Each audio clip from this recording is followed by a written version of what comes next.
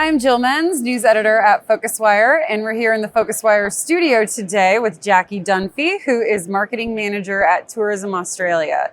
So Jackie, thank you so much for joining us today. Yeah, thanks for having me. I'm really excited to be here.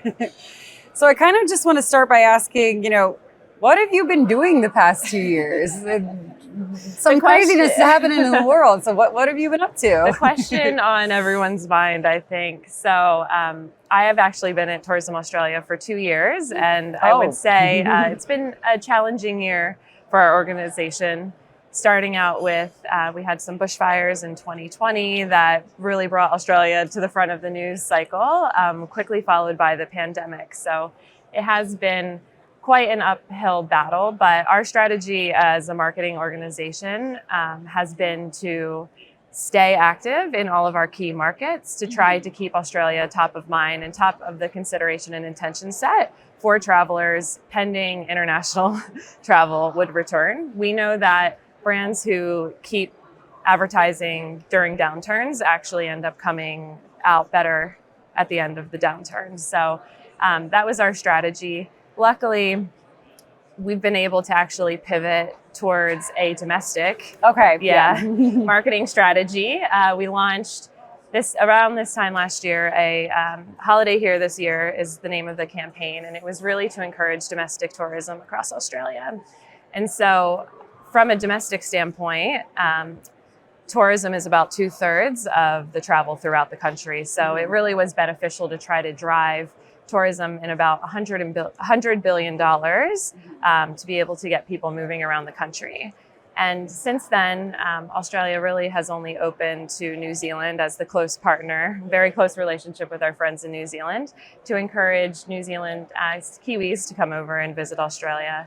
And then just recently this month, we've actually announced opening to Singapore. So we've started to engage in some marketing activity in Singapore with a November 21st opening. So it really has been a pivot for our whole organization to move from solely focusing on international tourism and international marketing to really focusing on the local and domestic. But in our international markets, we have been doing a lot of content amplification. We've come out with a new video series every couple of months. We've done partnerships with Lonely Planet, with Travel and Leisure. Okay, great. So we have definitely not just been sitting around doing nothing. No, it's hard to sort of be like, hey, we're here when we can, and we don't know when that is, and how do we keep you engaged, and how do we, I mean, we've definitely, for our international business, we've decided to take the time even to relook at how our website works, how we're actually interacting with people at different points in the consumer journey, how we can really update the experience on our website to facilitate planning, to facilitate dreaming, and drive inspiration for that one day I'll get to Australia trip. We all know it's a long flight, but one day we don't do it. Yeah, can you talk a little bit about how, as a DMO, you collaborate with other parts of the industry? How do you sort of work with different stakeholders within tourism? Yeah, of course. Stakeholder management and keeping our industry partners in the know of what's been going on, but also keeping them educated on our product has continually been of importance throughout this time. So just from a communications perspective, we've been holding monthly and then quarterly industry updates just to give a lay of the land, to talk through the impacts of COVID, what we're doing as a tourism organization. But we've also actually have launched a few different programs and relaunched programs to keep industry engaged. So one of those programs is our Aussie Specialist program, which just relaunched a few months ago. And that is our premier travel advisor training program that keeps them on the know of how to sell Australia at an international, a very national standpoint, but also we have a few different verticals within that lets the specialists become really well-versed in specific areas. So Sydney, the Great Barrier Reef, Tasmania, Perth. And then outside of that as well, we've launched Australia 365, which is an always-on platform that connects suppliers and buyers. So we have over 2,000 suppliers and buyers in that platform. And then right now, actually just starting today, we have the Australia Global Summit, which is meant to connect the specialists with the product as well, to keep them as up to date on new product that has opened, because we've had a lot of really great experiences launched throughout this time, new hotels. So it's really just an educational forum to keep everyone up to date. Got to know what's been going on. No one's been and there. then we've actually also launched a few different initiatives, one focused on Indigenous tourism, and that is really an Indigenous tourism mentoring program, about $10 million, that we actually have a tender out now to try to find someone to help keep the Indigenous tourism businesses up to date and educated. And then we've also launched funding for a national content initiative, and that's really to let all of the experiences across Australia update their marketing resources, update the look, feel, the content that they have, imagery, everything. That way, across the web and across all resources, you see the best and brightest of Australian product and experiences. Great. Yeah, can you talk a little bit about how you're approaching sustainability? I mean, I think Indigenous tours kind of factors into the keeping the localness alive and kind of help combats over-tourism and everything, but can you talk a little bit about how you're addressing that? Yeah, of course. Sustainability, like many other DMOs and NTOs, is absolutely at the top of our priority list. We want to build Australian tourism back, but we also want to build it back better in a more sustainable way. And really, it's about education, it's about advocacy, and really ensuring that all of our suppliers on the ground in Australia are aware that consumers do want sustainable experiences. Yeah. They need to know how exactly to set up their business and better set up their business to be more sustainable. So there is an educational piece to it as well.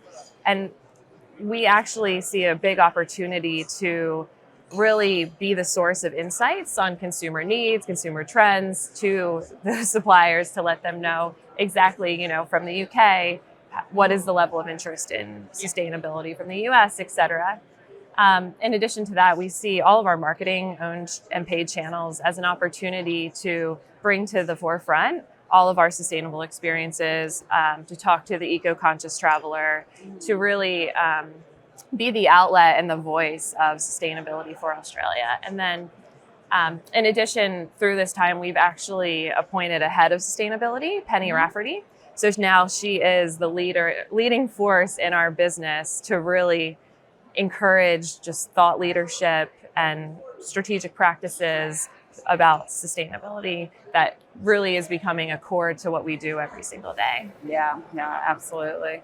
And, how does tech come into that? And I guess just more generally, what is the role of tech in the modern DMO? Where are we looking to technology? Yeah, right now? Of course.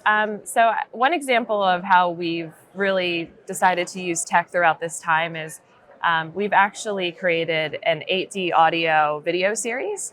And essentially what 8D audio is meant to do is really create this immersive in-ear experience that you can hear a kookaburra in the front and a waterfall in the back. So we've created this really fantastic inspirational video series that has an 8D audio experience attached to it, but also it's meant to touch in associations with color and mood.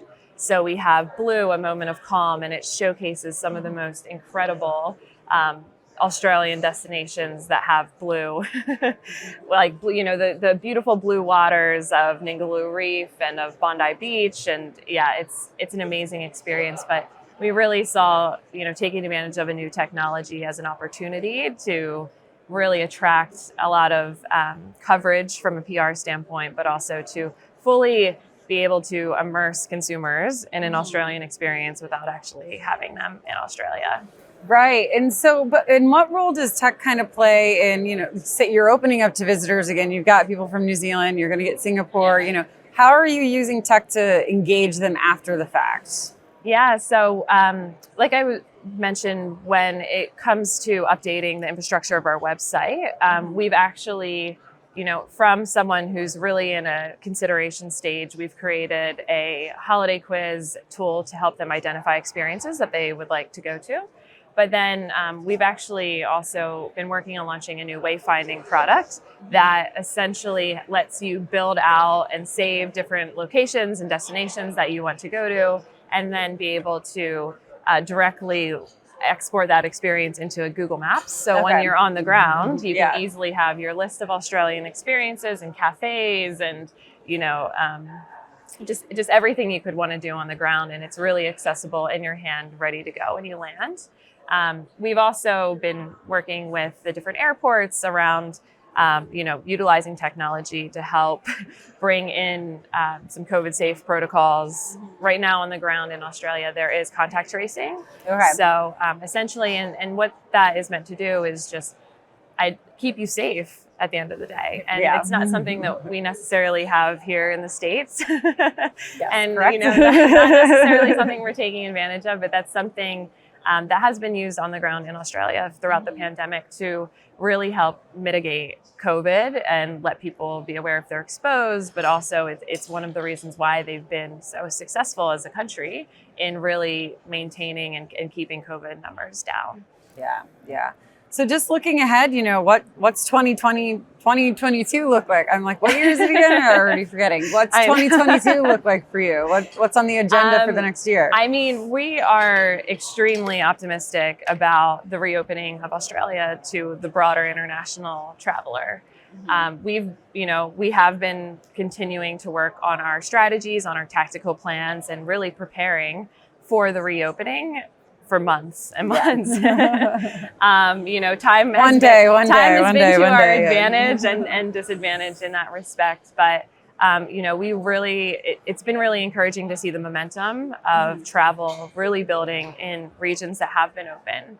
And it's encouraging for us as we relook at, you know, inbound, especially long haul travel, which hasn't necessarily been open, but we're really optimistic for our reopening, that we will get to reconnect people with their family, with their friends. We'll get to send down travelers who have had Australia on their bucket list for years. Obviously, encouraging our travel advisors to rebook those plans that have, you know, we know a lot of people are just waiting for the borders to open to revisit. So, you know, we will have reopen marketing and media campaigns and PR activations across all of our key star markets that we have.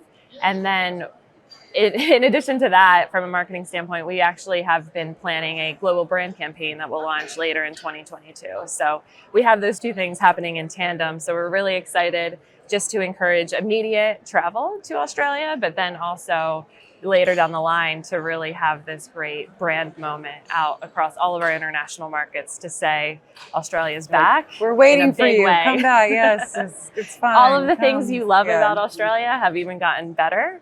And, you know, some of the things that we previously were considering as barriers to travel there, we actually see as opportunities. Big, wide open spaces that aren't very densely populated, as far away from the four walls you've been stuck in for the past 2 years as possible. And really, you know, stepping into these incredible scenes and outdoor experiences out of your Zoom calls and indoor experiences. You're selling me. Like, when can the border open for someone on the East Coast? Exactly. We're ready, and we've been talking in very close contact with all of the airlines. So with Qantas, our national carrier, with United, with Air Canada, because we also in our market, I actually manage our Canadian marketing activity as well. So we've had, and even conversations with Expedia, with TripAdvisor. So everyone's been really excited. Everyone's been working on the plans, and we just need that reopening date to really hit the pedal. Exactly. Yeah. Great. All right. Well, Jackie, thank you so much. We're at time, but really appreciate you coming and talking with us. Thank you so much for having me. It's been great. Thanks so much.